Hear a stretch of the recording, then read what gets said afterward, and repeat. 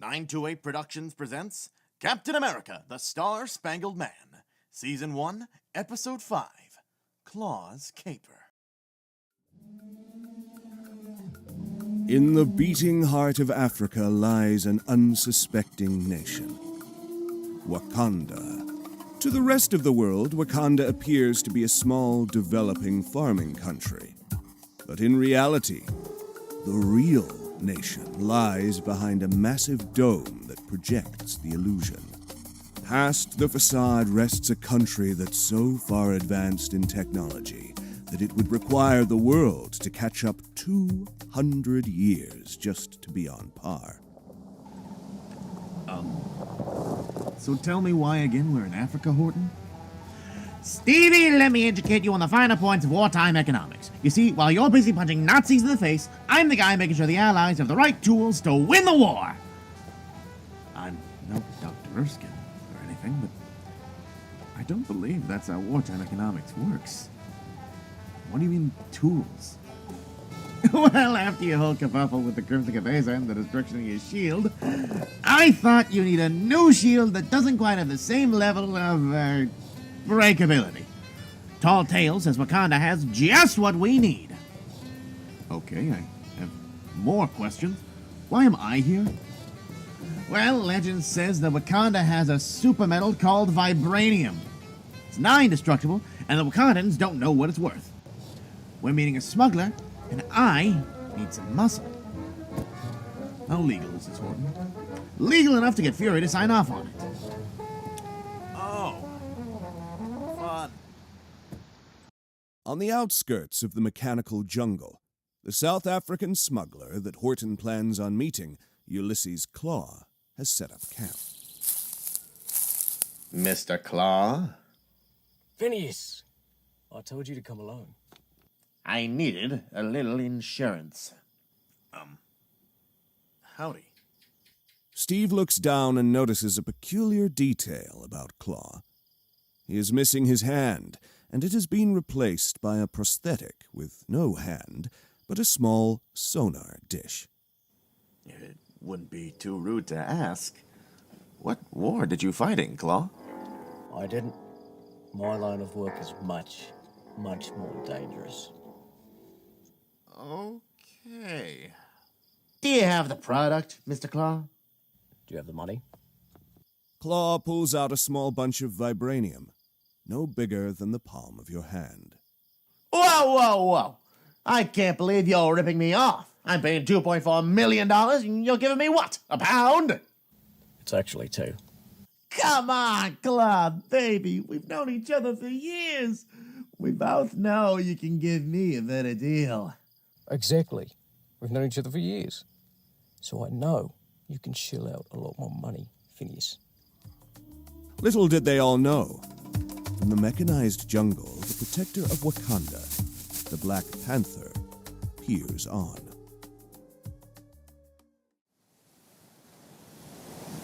Boyos, I think we're in for the long haul. Tommy, take care of the fish. I don't want to drown and not get a paycheck. Humans. Boss, what are you saying? That was me, Tommy. Amidst the storm on the sea, a lone man rises from the waves to above the clouds. Namor the Sub Mariner was here, and he was angry. Come. Is that an angel? I am Namor, and you are deplorable men. I don't think so, boyo. I don't think so at all. Humans! Do you know what you have done to deserve this? Come. Do you know what he's talking about? I have no idea, Tommy. All you tell is lies! Atlantis' soldiers have died 100-fold when your ships entered our waters. Atlantis? Captain! Do you know what the last words you'll ever hear are? Oh no. Imperious Rex!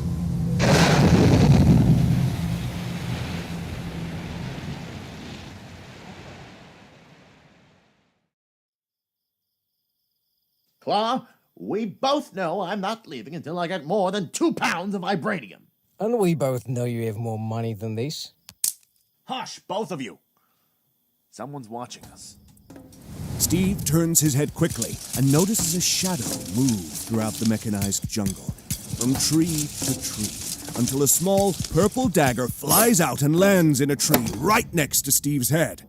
Klaw, Horton, find cover, now! I have heard of you, Captain. Why do you, a man of such honor, protect this man? I owe no answers to you. Steve rips off a door from the army-mandated van and uses it as a makeshift shield. From the jungle, the mystery man jumps from the brush in an all-black bodysuit with sharp white eyes and sharper claws. I thought you were better, Captain. What's with the cat man, Klaw? Blasted King of Wakanda! The Wakandans have a ridiculous tradition where their leader becomes the Black Panther. I'll give you more than 2 pounds if you boogie out here with me. Delio! The two businessmen quickly get into the Jeep and drive off. By bust! The invaders are getting away. The Black Panther. T'Chanda's claws clashed against the metal door Steve wielded, sparks flying as the force of the impact echoed through the mechanized jungle. Steve dug his feet into the dirt, pushing back with all his strength. I don't want to fight you. Then you should not have come here as a thief. T'Chanda swiped again, forcing Steve to roll away. With a grunt, Steve flipped the door in his hands like a makeshift discus, hurling it towards the Black Panther. T'Chanda dodged with supernatural agility, leaping onto a tree and springing down towards Steve. Okay, Catman. You want to dance? Let's dance!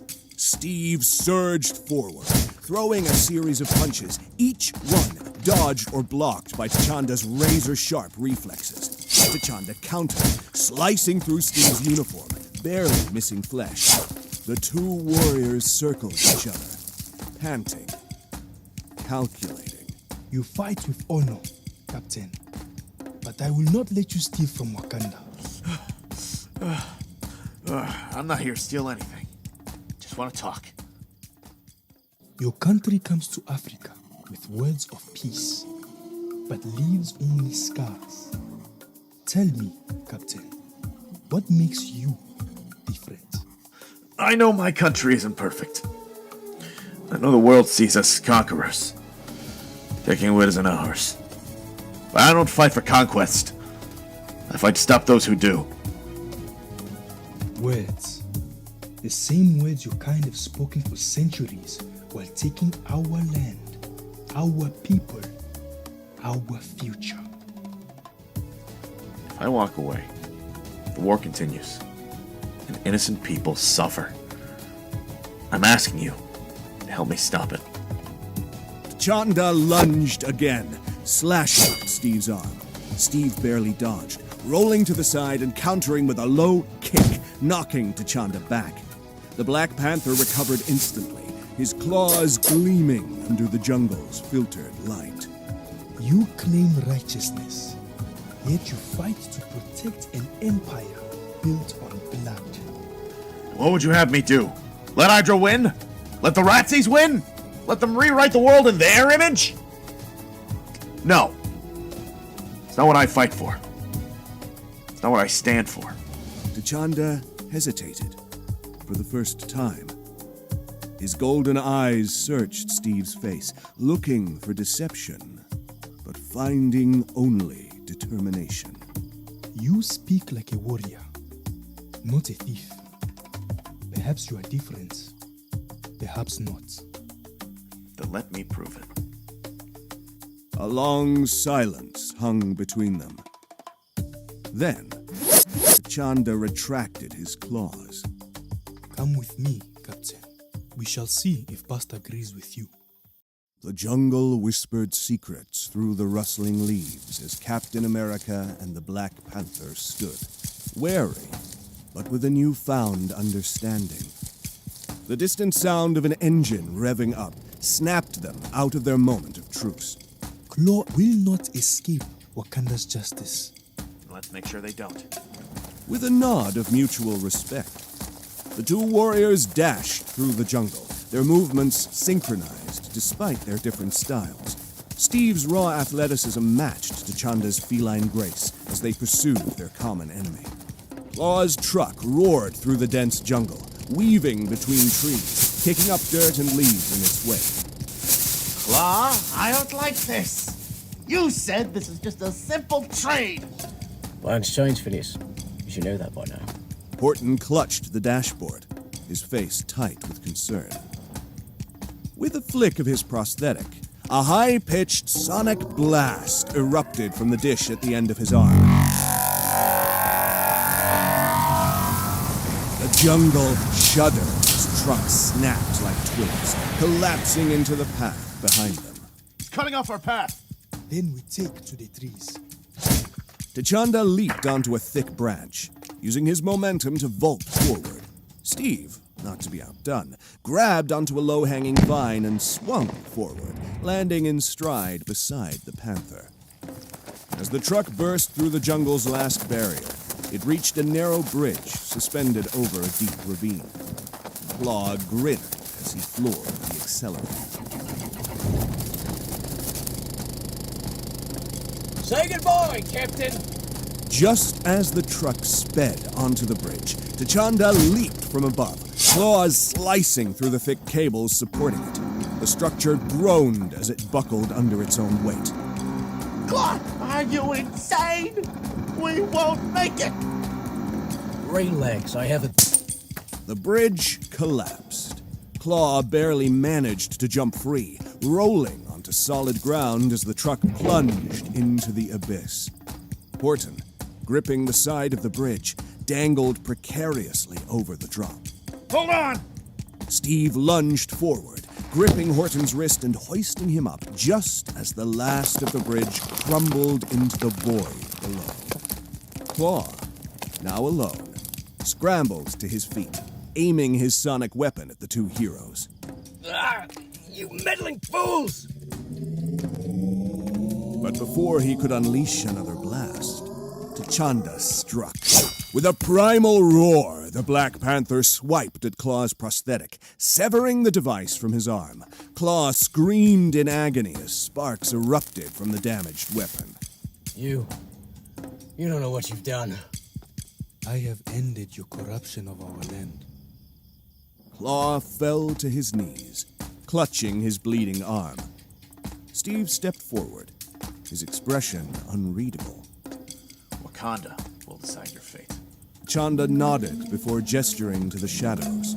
From the jungle emerged members of the Dora Milaje, Wakanda's premier royal warriors, their spears gleaming under the moonlight. They seized Klaw, binding him in vibranium restraints. As the jungle settled, the tension slowly dissipated. Horton, still catching his breath, looked between the captain and the panther. I swear, I didn't know he was this dangerous. I just thought I was securing a resource out the war effort. Now you do. We have to be careful who we trust, Phineas. With the nefarious Klaw now in the Wakandans' rehabilitation center, T'Chanda takes Steve to his throne room and reveals a large parcel. What's this? Consider this a gift, Rogers. Steve opens the parcel, and inside is a new circular shield with a red and white bullseye pattern and a blue circle and star in the center. As Steve runs his finger across the metal, he hears and feels the distinctive hum of the super metal. A word of advice for you, Captain Rogers. Yes, King T'Chanda? Don't let the flag you wear across your body define you. Let you define the flag. Yes, Your Majesty. And, with a firm handshake, the men departed. But this would not be the last time the two warriors would meet. Back in the S.H.I.E.L.D. war room, Fury berates Horton about him partaking in illegal activity. In the corner, Steve and Bucky were chatting over a nice, refreshing glass of pop. So there is really a secret hyper-advanced country, or are you just pulling my leg? There really is one, Bucky. It's pretty cool, too. Just don't tell anyone. And why, again, could I not come? Because we were participating in an illegal weapons deal. Yeah, it would have been more fun than just staying at the base reading the latest adventure of the two-gun kid.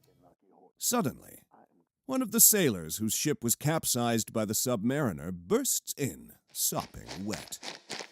Son, you don't have clearance here. They told me to come here, sir. It's the only place I can go. I have news. What is it, sir? He's coming, and he's angry. Who? The man below the waves. Namor. But that story is for another day. Written by John Keller, directed by Connor Dilworth, and featuring the voice cast of Connor Dilworth as Captain America, Phineas Horton, Namor, and Nick Fury, Grayson Luther as Ulysses Klaw and Bucky Barnes, Nkumu Iffaso as the Black Panther, and Thomas Barker as Uatu the Watcher, featuring additional voices from Connor Dilworth.